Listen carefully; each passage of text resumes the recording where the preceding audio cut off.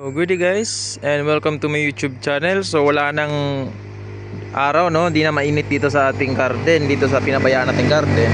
So sa last video natin, nakikita nyo sobrang masukal dyan, no, dyan na parts. So kahapon, may buyer kasi ako kahapon, buyer sana na humingi ng video, no, sa mga materyales natin na argaw, tugas and hibiscus. So meron ako ditong mga natira dito banda. So inayos, tinanggal ko yung mga damo and kinatbak ko halos yung iba, no, kinatbak ko halos. So ito yung ibebenta ko sana. So yan, dahil di naman tumuloy yung buyer, or siguro sa susunod na siguro siya bibili. So inayos ko lang muna dito and tinitingnan ko kung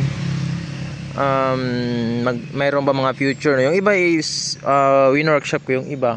Yan, dito mahaba to. Pinutol ko dito. Actually yung nibari nito guys, sobrang ganda na nibari nito. Actually ito, dun banda sa medyo masukal dun na area, dun siya nakalagay. So nakita ko siya and in-upload ko. So makikita nyo naman, ito yung kanyang katawan. Now, meron na siyang abang for the first branch. Yan yung kagandahan nito. Kung bibili kayo ng mga materyales ng bonsai, mas maganda meron ng abang for the first branch or abang para sa primary branch, no? Kasi matagal kung magpapatubo ka pa nito. Tingnan mo yan. Isipin mo kung ito lang. Kung ito lang siya, matagal ka pang magpapatubo nito for the first branch. Abutin ka pa siguro ng 5 to 6 months na naka-ground extension. Kasi kung hindi ka naka-ground extension, matagal talagang buuin to. Kung paso-paso lang, kung training pot lang, matagal tong palakihin. So yan, meron na tayo ditong abang for the first branch. Maganda sana kung merong pang back branch din, abang para sa back branch, and abang for the second branch. Kasi itong pang apex na to dito kukuha tayo ng isa dito, dyan, pambuo ng apex. So dito naman meron akong nagawa noon na for the back branch. Ang kaso namatay kasi nga yun nga, natatabunan siya ng mga damo and hirap siyang makapagpatubo. And yung mga sanga na natabunan ng damo, hindi nasisikatan ng araw, talagang mamamatay yon. So now, yung base nito, kung yung base nito or yung kanyang nibari is napakaganda, no? Hindi nyo lang nakikita kasi nga nakalibing na siya. Pero maganda yung base nito guys, yung kanya nibari. So tinanim ko, inano ko muna siya, nilibing ko muna ng maayos, o nilibing ko muna ng todo para makapagpatubo siya ng ugat, no? Kasi meron pa tayong tinatawag na root training. Hindi lang tayo nagpa-branch training, also nag-root training din tayo. Kasi parehas dito sa taas, mas maganda kasi siya kung naka-tapered yung kanyang mga ugat, no? So para dito sa taas, kung meron kayong sanga na malaki, kinakatback natin, then nagpapatubo ulit ng bago for tapering. Same with the roots. So sa roots, pag may ganito, may tulad dito, yan, malaki siya, yan, malaking ugat, puputulin ulit natin yan soon pag mayroong tumubo na mga hair roots dito sa may bandang gilid niya. Pag may tumubong hair roots, puputulin natin sa gitna para magkapagpalarga yung dalawang hair roots, para meron siyang tapering. Kasi walang tapering to kasi malalaki yung ugat dito. Kasi matagal-tagal din siya wala yung ugat niya. Kasi malaki yung butas nito, ganito kalaki yung butas niya, no? Yung drainage niyan. Sobrang laki ng drainage niyan. And nandun lang siya sa may bandang ground nakalagay, no? So nakawala talaga yung ugat niya. So tatrabahuin muna natin yung kanyang mga sanga. Yan. Meron na tayong primary branch for the first branch. Pang back branch natin, ganyan pa rin ako maglatag. First branch, back branch, second branch, and for the apex na yan dyan. Yan.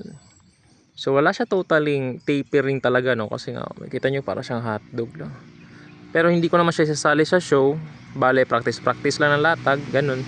Wala naman talaga tayong hindi naman talaga natin ilalaban to sa show. So hindi na tayo masyado maghahabol ng pinatawag nila na proportion talaga, no? So doon lang tayo babawi ng proportion doon sa ating mga gagawing sanga kasi nga materialis to. So hindi natin siya na trabaho noon kasi hindi pa tayo masyadong marunong sa pagbobonsai.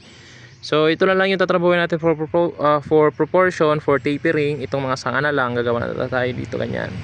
Yan. So ito is Argao Taiwan yan guys, no? Argao Taiwan. Yan. Sobrang tagal na nito. Cuttings to, pinaground ko, tumubo ng mataas dito. May sangang isa, pinutol ko dito. Pinatubo ko dito by dalawa. Yan. Tapos hinayaan ko siya kasi nga huminto tayo sa pagbobonsai. So meron pa tayong isa dito, tugas.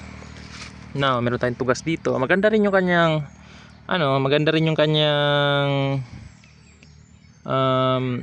libari, no. Maganda rin yung libari nito. So ikikip ko to. Actually merong isa dito, yan, no. So pinutol ko siya kasi nga level na siya dito sa first branch natin. Pwede siya. Merong isa dito kung yung style mo is broom style, or meron namang ibang tinatawag na formal upright na merong isa dito. Pero ang gusto ko kasi hindi magkaka-level yung first branch sa second branch. Meron tayong second branch dyan na hinihintay. Actually meron namang ibang nagbo-bonsai na sinasama nila ganyan, no.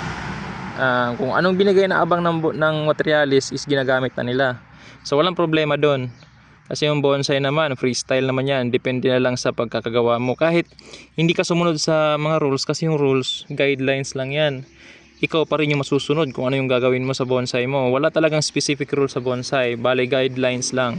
So ako, yung ginagawa ko is, yung magsinusunod ko is yung basic 1, 2, 3 or yung basic na first, back, second. So yun pa lang yung sinusunod ko ngayon. Nakita nyo first, ayan. So ito, itong sanga na to is hindi pa to final kasi nga parang mali yung pagkakagawa ko dito. Ayan.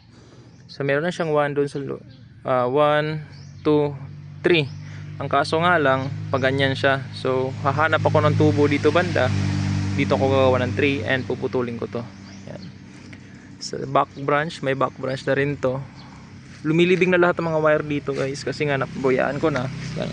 Sobrang wild na yan, nag-wild na tong tugas na to. Nakikita nyo, biniyak na nga ng ugat yung kanyang stand extension. Yan. So meron siyang kinain na wire, so papabayaan na natin yung kinain na wire. Hayaan na natin yan. Yan. Meron tayong back. And ito for second. Actually may isa nga dito pero pinutol ko kasi nga gusto ko sundin yung guidelines ko na first, back, second. Tinanggal ko to. And for the apex, gagawa tayo for the apex. Isa dito. 1, 2. Actually pwede to isa dito pero may isa naman dito. Ito na lang. 1, 2, 3. And the final apex is dito. Yan. Ito, ganyan. 1, 2, 3. So tatlong sanga yung bubuo ng apex natin. And sa final apex, yung final crown talaga is ito. Ito na yung bubuo ng final crown natin. Yan. Yan. Tapos meron pa tayo isa dito. Actually nakita na to sa vlog nung una. Ito. Yung Argao Taiwan natin. From pencil size cuttings, ito yung katawan niya. Pinababa ko yung ugat. Yan. So nakakapit talaga yan sa bato. Hindi yan dadala matatanggal kasi naipit na yan dito. Yan. First, back, second, and apex. So natakal ko na ito sa unang vlog ko. Yan. Yung isa is itong tugas. Binibenta ko rin to. Kaya nilinis ko siya. Kasi nga wala. Kailangan ng funds. Kaya ina-out ko yung ibang bonsai ko, no. Kasi gusto ko rin magsimula sa cuttings. Actually gusto ko tong taniman lahat. Lahat ng mga bakanting yan. Gusto kong taniman ng cuttings. So mag-umpisa sa cuttings. Kasi pag nag-umpisa ka sa cuttings, yung parang matitingnan mo yung yung kanyang, masubaybayan mo yung kanyang progress, no. Pag nagpa-larga ka, pinutol mo, tapos nag-root training ka ulit, yung parang gano'n, yung parang mas masaya kasi pag nag-umpisa ka sa cuttings kasi hindi ka lang nagtitrain ng trunk, nagtitrain ka rin ng mga ugat. So gano'n ka ganda yung pag-uumpisa ng cuttings. So ganito kanipis na cuttings yung gusto kong pag-umpisahan, no. Back to zero talaga. So ito yung mga Yamadori natin. Nabili ko to sa sa Gensan. through online kasi malakas yung bentahan noon ng online. Pag nakakabenta ko ng bantigi, bumibili din ako ng tugas, no. So worth 10,000 lahat yung nagastos ko for buying tugas, no. So kung ano yung makita kong maganda, yun yung binibili ko, and kung ano yung sa tingin ko parang pabor sa paglatag ng aking mga sanga. So tulad nito, first branch, back branch, yan, back branch, second branch, yan. Then the rest is gagawin na nating apex, yan. Pang apex na siya, yan. Ito pang 1, 2, 3. Ito guys, actually ito grafted to, yan, grafted yan, needle grafting, ano, naputol na. Nagbutas ako dito and pinatusok ko dito, so pinutol ko na, yan, buhay naman niya siya. So hopefully mabuhay naman siya, yan. At saka meron pang isa, last. So meron pa dito, no, kaso namatay talaga to. Ito, binili ko to noon 1,500. Sobrang ganda sana nito. Yan, semi cascade na may mga drift. Sana, sayang to. Namatay talaga guys. Sobrang sayang nito. Nabili ko 1,500 sa Cotabato. Yan, oh. Ano siya, nasa medium. I don't know, medium ba to? Yan, sayang talaga. Sobrang sayang. Namatay pa talaga to. Kasi nga tatabunan na to ng ano, ganito yung mga vine plant to. Tatabunan na yan lahat.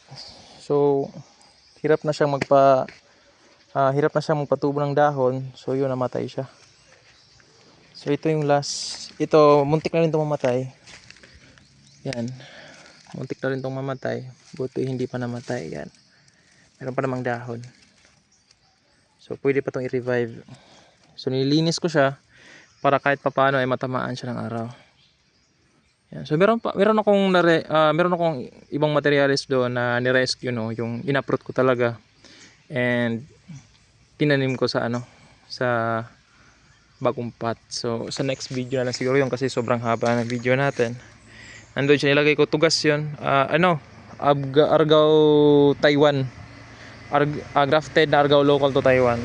Yan. So maraming salamat sa panonood.